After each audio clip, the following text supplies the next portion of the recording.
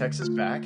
But I plan to make well over 1,000. I don't plan on going to sleep tonight. Probably go 71-68. UNC versus Kansas. Why did that get bring up? Why are we doing that? Woo-sooey, pig-sooey.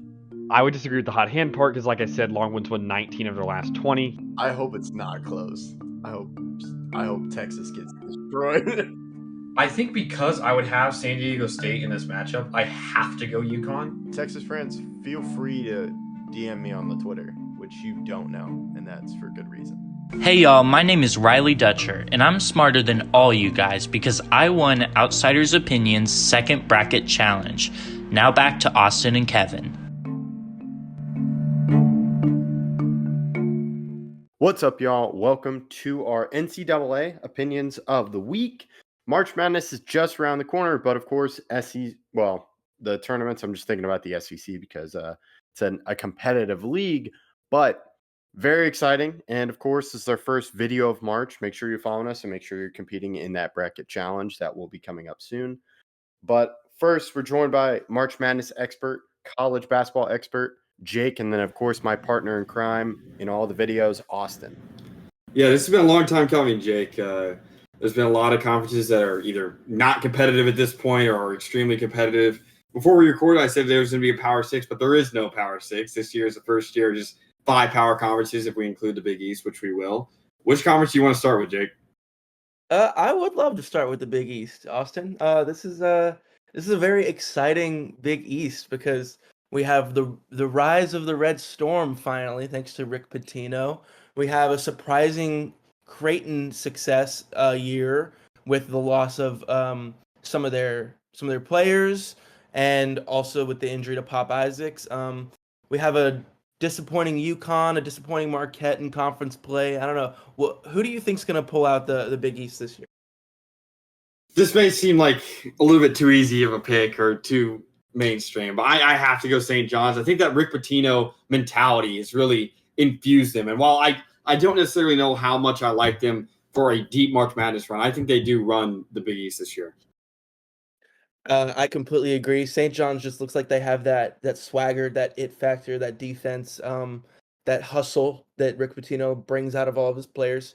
And they have flashes of offensive brilliance.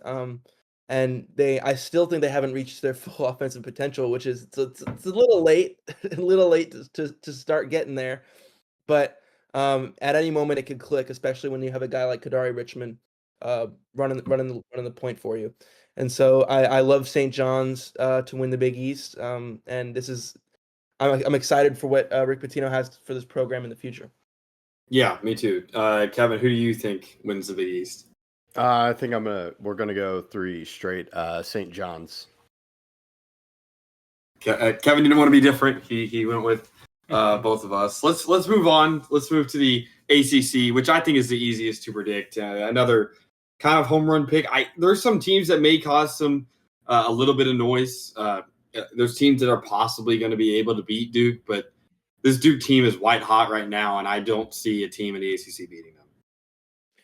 Yeah, there's something about Duke. I think it goes by the name of Cooper Flagg that is the reason why they are so dominant. But I wouldn't rule out the possibility of an ACC run because last year, that's true.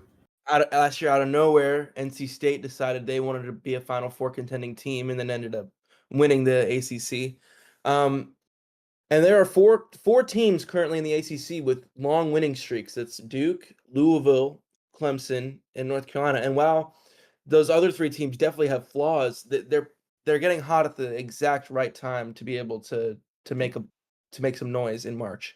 And so I'm interested to see, because the thing about March is that anything can happen, and there's this weird magical thing that happens in March where teams start realizing, our season's on the line, and a lot of these teams have senior-led players like Clemson and RJ Davis from North Carolina, and a lot of Louisville's transfers. And so I'm interested to see the ways in which these players start to play come conference play, but I'm still going to lock in Duke. I will go against you on this one. I'm kind of riding high with those Tigers. They seem to be on a hot streak, so I'll pick Clemson. Little biased, but we'll let it slide. What conference do you want to go to, Kevin? Let's kind of another Tigers team that I'm not high on kind of with their performance as of late, and the SEC. The Mizzou, I think they were looking pretty hot, and a lot of people were thinking highly of them, but I think given their recent stretch, things are to be kind of reevaluated on what people view of them and how far they'll go in the tournament. I don't think they'll win it, but I don't know if they'll go that far as well. Yeah, the SEC is weird. Jake, do you know who has the longest win streak currently in the SEC? The longest win streak currently in the SEC? Yes, active win streak. A lot of the top teams have lost recently. So I don't want to. It's going to be a lower team, isn't it? Is it Arkansas? It's Georgia. Georgia is the only team with a 3-game win streak. There's a couple teams with 2, Florida and Ole Miss are the only 2 teams with a 1-game win streak, or a 2-game win streak, and then there's a couple with 1. But Georgia staying alone with a 3-game winning streak. I think 3 is really when you start to call it a little bit of a streak, but it's a wide open conference. There are so many contenders, and I could see a number of teams winning. This is where I think there's a little bit more of a Cinderella run. I had Mississippi State winning the SEC. That is very bold, considering they haven't looked amazing as of late. I like them as a team. I like the players they got. I'm gonna have to disagree because I think they're starting to they're not meshing right currently. And there are guys that are just not hitting the shots that they need to hit. Josh Hubbard gets cold at times. And so I'm a little worried about Mississippi State. I definitely think the SEC is up for grabs. As much as I think Auburn is the best team in the conference, anything can happen with this conference. And there's too many good teams to just automatically say, oh yeah, Auburn's going to win. I think Florida could win. I think Tennessee could win. I think A&M could pull something out. I think Ole Miss could go on a run. There are so many dangerous teams in the SEC. So, I currently really like the way Florida is looking. So I'm gonna lock in Florida as my SEC champion. But it's up for grabs. Looks like we're going 3 different ways because I'm going Auburn. The other Tigers, I know they won it last year. I really like the age and kind of they've been the best team in the SEC as you've talked about. And I just think they have that prior experience and they are older. And I think they're ready for the SEC as it will be a tough challenge for them. That's a good pick. Let's move on to the Big Ten. The Big Ten is very interesting for me. There's a lot of teams at the top of this conference as well that are on either losing streaks or 1 or 2 winning streaks. There's not many very long winning streaks, but the team I have winning, and Jake, you may agree with me here. I have Oregon winning the conference. They're tied with a 6-game win streak with Michigan State, but I just don't like Michigan State. I don't know what it is, but the fact that they cannot hit threes and their reliance on inside play, I think kind of plays into what Oregon does well, and I think Oregon will win the conference. I love your pick, Austin. Finally I got someone on the Oregon train. This is exciting. The thing is, I do like Michigan State a lot. I like their hustle. I like the way. I just love Tom Izzo as a coach. They're playing very well right now. They're shooting better from 3 currently. But there are a couple teams in the Big Ten that I think could pull this out, and I'm narrowing it down to Oregon and Maryland. I love both Oregon and Maryland because Oregon just, first off, Dana Altman's a phenomenal coach, and they just have a bunch of really, really good players that have untapped potential, and they're starting to finally get back into gear like they were earlier in the season. And like you said, they're on a 6-game win streak, including beating Wisconsin on the road. So that's a big deal. And I really, really like Maryland because their starting 5 may be one of the best starting 5s in the country. Because Julian Reese and Derek Queen are a phenomenal front court, and they have a fantastic backcourt in Jacoby Gillespie, Rodney Rice, and Selton Miguel. Like those are 3 guards who can play good defense and shoot. And they also rebound at a very high clip. So I like Maryland or Oregon, and I'm struggling to lock one in, but I think I'll lock in Maryland as my pick. I just love them as a team. But I'll also say Wisconsin definitely has the capability to make a run just because they're a phenomenal 3-point shooting team, and then if they're hot, and it's tough to beat them. So I think a myriad of teams could win the Big Ten: Michigan State, Maryland, Wisconsin, Oregon. But I'm gonna go with Maryland because it's in my heart. Yeah, Jake took my pick. I was Maryland. He mentioned the starting 5. Another stat that entering March, there were only 5 teams ranked in the top 5, and the only one from the Big Ten was Maryland. So I think that's a big part. They were ranked in the top 20 and Ken Palm in offensive and defensive efficiency. So that's a reason for why I chose Maryland. Okay. Well, I believe that leaves us with just one conference left, correct? Correct. Just the Big 12? Big 12. I'll let you start here, Jake. So the Big 12 was not as dominant this year as in previous years. Baylor was a little lackluster. Kansas was. TCU wasn't up to par. Kansas State's been disappointing. Colorado stinking it up in conference play too. Cincinnati wasn't as great. There's just a bunch of teams that didn't really live up to expectations. But there were some teams that absolutely exceeded the expectations, including teams like Texas Tech and BYU. I think you guys all know how high Austin and I are on Texas Tech. We both love the team very, very much. We think they're very, very strong.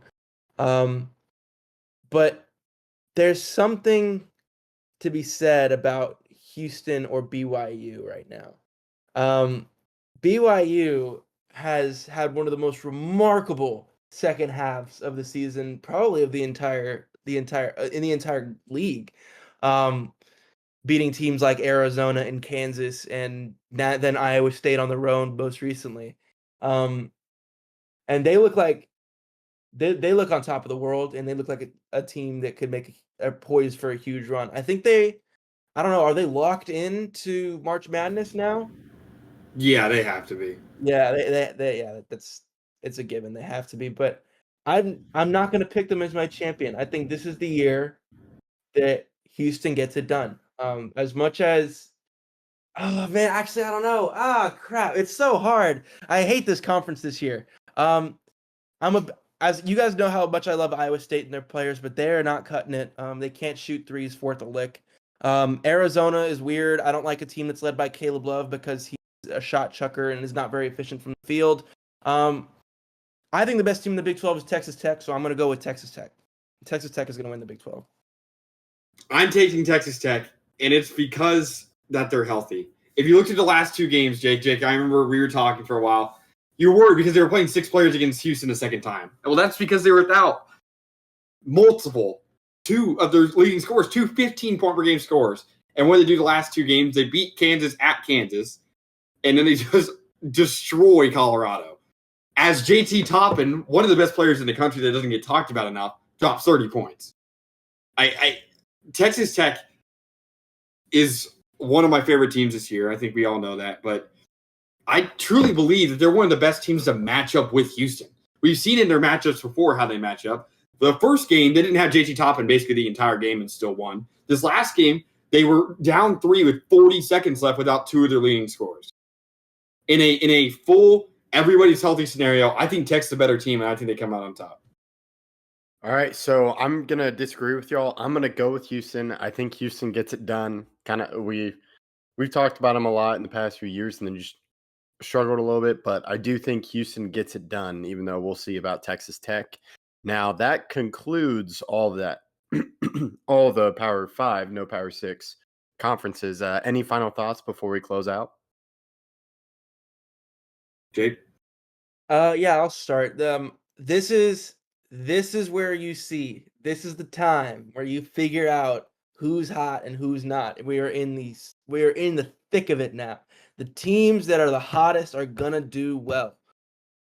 NC State last year, is the prime example. San Diego State the year prior, prime example. Like teams that are hot right now are gonna make some moves and be wary of the bid stealers and be worried. This is the most fun time of year, so enjoy every second of it. And I would just look at those teams in the way that they're meshing currently, the ones that are currently going on. It's inevitable. There's teams that are going to go on a run and get hot in the conference tournament. So keep an eye on those because they like to make runs in March. Yeah, I mean, Jake said it perfectly. This is the time of year that I love the most. There's currently conference championship games that are not Power 5 oriented going on right now, and those games are really fun to watch. So if you guys have time, watch those. But like Jake said, there's going to be bid stealers. There'll be mid-major bid stealers as well. I think there's some teams like Drake or some other teams that are in mid-major conferences and that are going to get multiple teams in. And those bid stealers, this is the worst time of year for fans of bubble teams. If your team's on the bubble, you're worried about you're watching every single conference championship. Be like, okay, can the favorite win? Because if the favorite wins, you're in a better chance of making it. And this time of year is nerve-wracking, but it's really fun time to watch basketball, and I'm ready for the tournament. Yeah, and speaking of the tournament, we will have y'all updated on that. Make sure you're following our socials. Make sure you hit that bell, hit the subscribe button. We appreciate you listening, and make sure you're following as we have a lot of stuff coming out. Thank you for listening to Outsiders Opinions.